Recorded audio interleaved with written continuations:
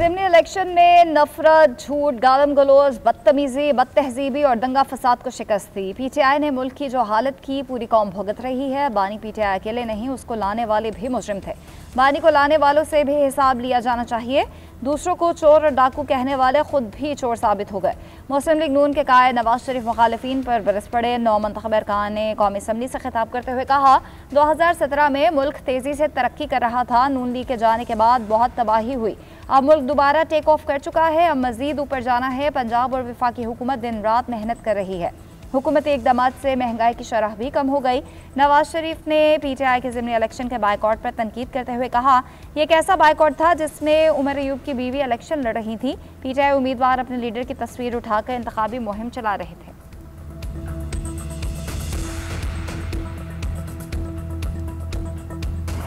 पाकिस्तान की सालमियत, सिक्योरिटी और हर शहरी का तहफ़्फ़ुज़ अवलीन तरजीह है। मुल्क के दिफा पर कोई समझौता नहीं किया जाएगा। फील्ड मार्शल सैयद आसिम मुनीर की नेशनल सिक्योरिटी वर्कशॉप के शरका से गुफ्तगू। कहा, मार्का हक में मुसल्लह अफवाज ने पाकिस्तान के आलमी तशख़्ख़ुस को मज़ीद मजबूत किया। हमारी सबसे बड़ी ताकत कौमी यकजहती है। बढ़ती जियो पॉलिटिकल मुकाबला आराई और हाइब्रिड वॉर बड़े चैलेंज हैं। मिलकर दुश्मनों की मज़मूम साजिशों को नाकाम बनाएंगे। पायदार अमन और इस्तेहकाम के लिए वफाकी और सूबाई हुकूमतों से ताउन जारी है। देरपा अमन, इस्तेहकाम और खुशहाली के लिए मरबूत कौमी काविशें और इदारा-जाती हम आहंगी नागुज़ीर है। वफ्द को इलाकाई और दाखिली सिक्योरिटी, कौमी सलामती पर जामे ब्रीफिंग दी गई। फील्ड मार्शल ने जियो पॉलिटिकल महाजराई और सरहद पार दहशतगर्दी से आगाह किया। शुरा को स्मगलिंग, इंसदादी मनशियात और मुल्क की सलामती के लिए खतरनाक जुराइम के खिलाफ कार्रवाइयों से आगाह किया गया। सरहदी इंतजामी अमूर, गैर मुल्कियों की वापसी के हवाले से इकदाम बारे बताया। ISPR का कहना है, पाक फौज मुल्क की यकजहती, सलामती और शहरियों के तहफ़्फ़ुज़ के लिए पुरअज़्म है।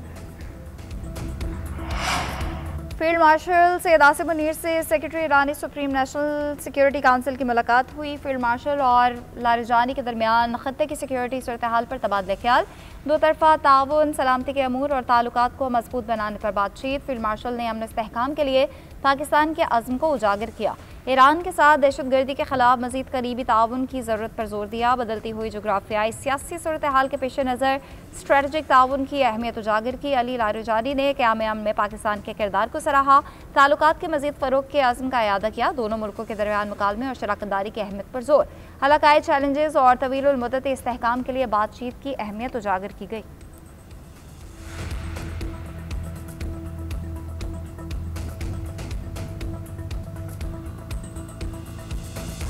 Chairman joint chief of staff committee general Sahir Shamshad Mirza के एजाज़ में अलविदाई तकरीब तीनों अफवाज के चाको चौबंद दस्ते ने गार्ड ऑफ ऑनर पेश किया। जनरल साहिर शमशाद मिर्जा ने पाक फौज में 40 साल खिदमत से अंजाम दी।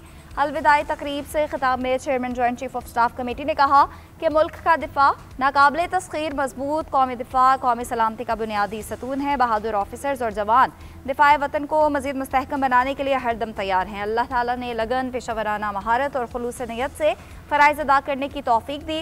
जनरल साहिर शमशाद मिर्जा का मादर वतन के दिफा में पाक फौज की लाजवाल कुर्बानियों को खिराज तहसीन, मुसल्लह अफवाज के शहदा और उनके ख़ानदानों को खिराज अक़ीदत भी पेश की।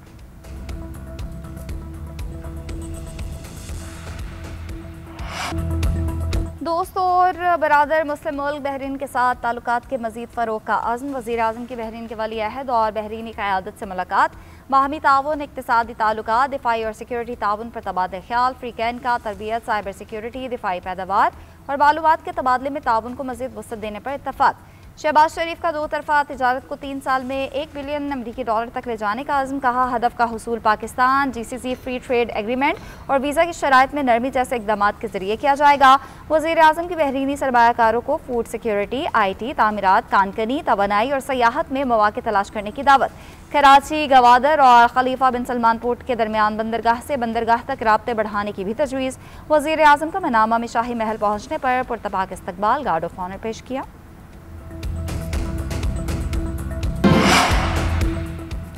अवाम नारे और अमली इक़दामात में फ़र्क जान गए, अब बहकावे में नहीं आएंगे, तब्दीली आ गई है। वज़ीर पंजाब मरियम नवाज़ का नौ मुंतखब अरकान असम्बली से खिताब। पीटीआई पर तनकीद करते हुए कहा, नवाज शरीफ की सियासत ख़त्म करने वाले खुद ख़त्म हो गए। अवाम ने एक बार फिर खदमत की सियासत को वोट दिया। बयानिया की सियासत इस दफा बुरी तरह पिट गई।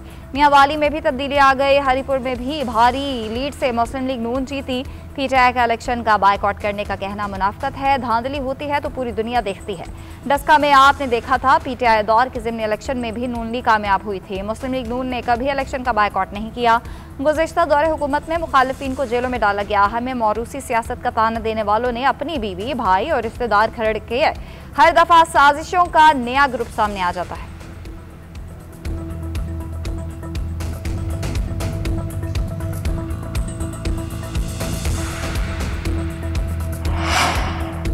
एफसी हेडक्वार्टर्स पर हमला करने वाले दहशतगर्द कहां से आए? सिक्योरिटी इदारों ने मुख्तलिफ मकामात की फुटेज जोड़कर मुकम्मल वीडियो तैयार कर ली। तीनों हमलावरों को एक ही मोटरसाइकिल पर सवार देखा जा सकता है। हेडक्वार्टर्स के पास पहुंचकर हमलावर सड़क की मुखालिफ समत में उतरे। पहले खुदकुश बमबार ने रुक कर अतराफ का जायजा लिया। दो हमलावर सड़क पर खड़े होकर धमाके का इंतजार करते रहे। धमाके के बाद धुआं उठते ही दोनों अंदर दाखिल हुए। बम डिस्पोजल स्क्वाड की रिपोर्ट भी फाइनल। दहशतगर्दों ने 20 किलो बारूदी मवाद इस्तेमाल किया। जैकेट के टुकड़ों से वाज़ेह है कि 30 मीटर तक नुकसान मुमकिन था। धमाका खुदकुश था। रिमोट कंट्रोल का सुराग नहीं मिला। 2 मिलीमीटर साइज के बॉल बेरिंग और 2 फीट लंबी तार मिली जो दरमियान से कटी हुई थी। हमला मुनज़्ज़म मनसूबाबंदी के तहत किया गया। सिक्योरिटी चैलेंजेस और हालिया हमलों के पेश नज़र खैबर पख्तूनख्वा हुकूमत मुतहरिक सूरत हाल का जायजा लेने के लिए आइंदा हफ्ते एपिक्स कमेटी का इजलास बुला लिया। महाजरीन पॉलिसी ऑपरेशनल इकदाम और अमन से मुतालिक अहम फैसले मुतवक्के। इजलास में ही अमन अमान की मजमूई सूरत हाल और हसास इतलात पर जामे ब्रीफिंग दी जाएगी। गैर रजिस्टर्ड अफगान महाजरीन से मुतालिक मुस्तकबिल की पॉलिसी पर गौर होगा। पहले मरहले में गैर रजिस्टर्ड अफगान महाजरीन के खिलाफ टारगेटेड ऑपरेशन का इम्कान है। सिक्योरिटी इदारे मुश्तबा अनासिर की मौजूदगी की रिपोर्ट भी इजलास में पेश करेंगे।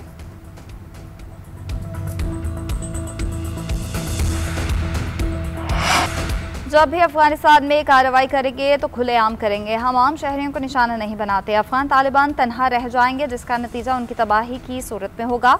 दहशतगर्दी की फैक्ट्री खत्म होगी तो हलाल रोजी कमाने के मौके पैदा होंगे। वज़ीर दिफा ख्वाजा आसिफ का कहना है, तालिबान मुफाद परस्तों का गिरोह है। उनकी बातों को संजीदा लेना और उन पर एतमाद करना बेसुध है। हमें उनसे अच्छाई की कोई उम्मीद नहीं। इससे बड़ी कोई हमाकत नहीं होगी कि उन पर एतबार किया जाए। अफगानिस्तान को तिजारत के लिए कोई मुतबादिल रास्ता इख्तियार करना है तो ज़रूर करे। अगर भारत के साथ ताल्लुकात रखना चाहता है तो ज़रूर रखे। खित्ते में अमन होगा तो सब उसके बेनिफिशरी होंगे।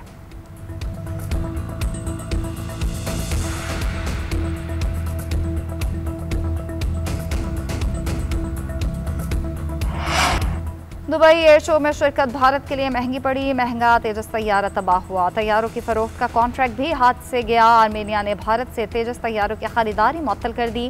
दोनों मुल्कों के दरमियान $1.2 अरब तैयारों की खरीदारी पर बातचीत हो रही थी। सौदा तय पाता तो तेजस की सबसे बड़ी पहली बरामदी डील होती। रिपोर्ट्स के मुताबिक खरीदारी मनसूख होने पर इसराइल एरोस्पेस को भी $10 मिलियन का नुकसान होगा। इसराइल में तैयार करदा आलात तेजस में इस्तेमाल किए जाते हैं।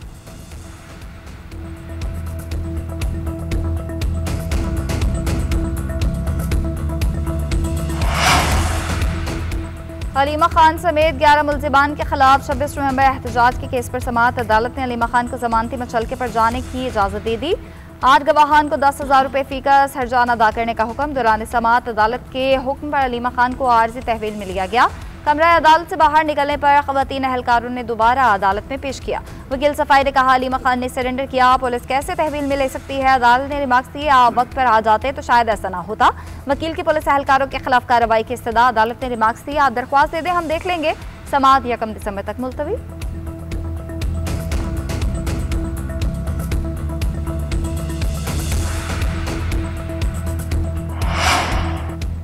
जिस डिप्टी कमिश्नर को अदालत ने सजा दी है उसे सदर मेडल पहनाते हैं। हथकड़ी लगाकर जेल भेज दूंगा तो सारे मेडल यहीं रह जाएंगे। तौहीन अदालत के नोटिस में जस्टिस बाबर सत्तार की तरह वक्त नहीं दूंगा।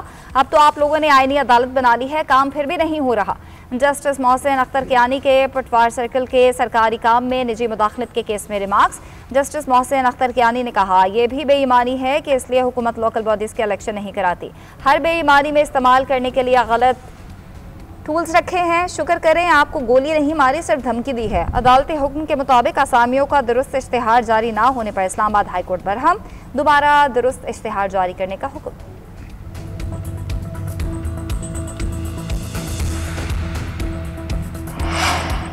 वफाकी आईनी अदालत के तमाम मुकदमात की फाइलिंग सिर्फ इस्लामाबाद में होगी। सर्कुलर जारी कर दिया गया। तमाम दरख्वास्तें, अपीलें, पिटीशंस और दीगर अमूर इस्लामाबाद में जमा किए जाएंगे। चीफ जस्टिस वफाकी आईनी अदालत ने सर्कुलर की मंजूरी दे दी। अगले हुक्म तक फाइलिंग के लिए कोई और स्टेशन कबूल नहीं होगा।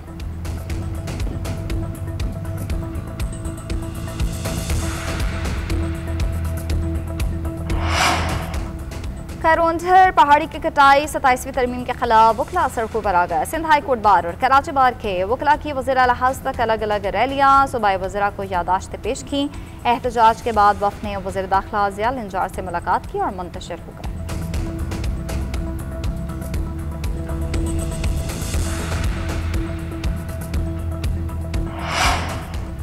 मजबूत और मुस्तहकम मईशत के लिए निजी शोबे को सहूलियात देना होंगी। निजी शोबा मुल्क को आगे लेकर जा रहा है। पाकिस्तान बिजनेस काउंसिल की तजावीज़ के बगैर आगे नहीं बढ़ सकते।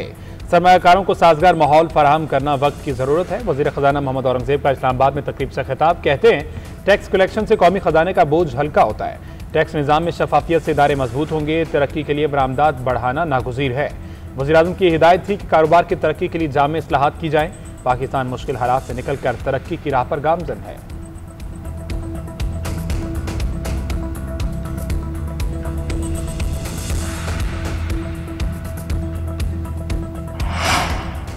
सेल्स टैक्स पॉलिसी पर हुकूमत और IMF के मुज़ाकरात बेनतीजा खत्म। IMF का सेल्स टैक्स छूट पर समझौते से साफ इनकार। $6 अरब का रिफाइनरी अपग्रेडेशन प्रोग्राम रुकावट का शिकार। पेट्रोलियम डिवीजन की तमाम तजावीज़ मुस्तरद। रिफाइनरी अपग्रेडेशन मंसूबे अगले बजट तक मुंजमद। पेट्रोल, डीजल, मट्टी के तेल और लाइट डीजल पर 0 रेटिंग बरकरार। IMF ने तमाम पेट्रोलियम मसनूआत पर 18% GST लगाने का मुतालबा किया।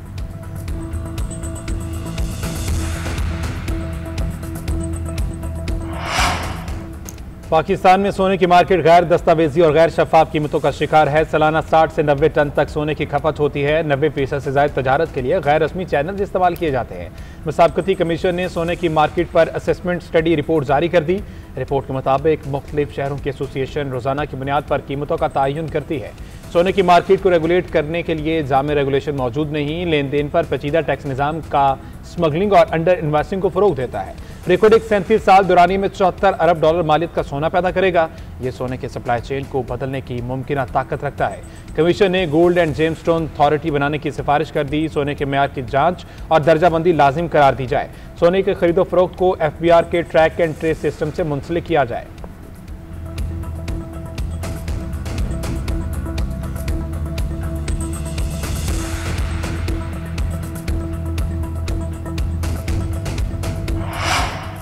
बिलावल भुट्टो जरदारी ने 26वीं और 27वीं तरमीम पर सबको एतमाद में लिया। कानून साजी पार्लियामान का हक है। पार्लियामेंट ने वकला का आईनी अदालतें बनाने का मुतालबा पूरा किया। किसी को 27वीं तरमीम से मसला है तो अदालत जा सकता है। एहतजाज करके सड़कें बंद करना और आवाम को तंग करना मुनासिब नहीं। वज़ीर आला सिंध मुराद अली शाह का कहना है बल्दियाती एक्ट में तरमीम का मुसविदा मेरे सामने नहीं आता। जो तरमीम होंगी तमाम जमातों से मुशावरत से होंगी। NFC बोर्ड का इजलास 4 दिसंबर को है। एजेंडा अभी तक नहीं मिला।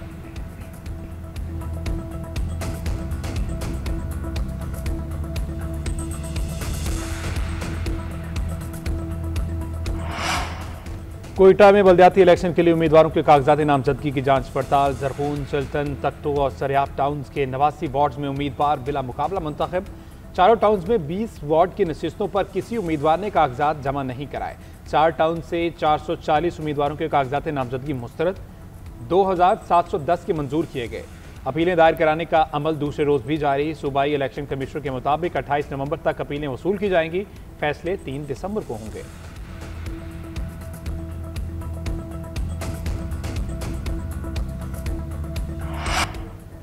ICC की नई T20 दर्जाबंदी जारी। साहिबजादा फरहान को उम्दा कारकर्दगी का सिला मिल गया। पाकिस्तानी स्टार बैटर की 8 दर्जे लंबी छलांग टॉप 10 में एंट्री देते हुए चौथी पोजीशन पर कब्जा जमा लिया।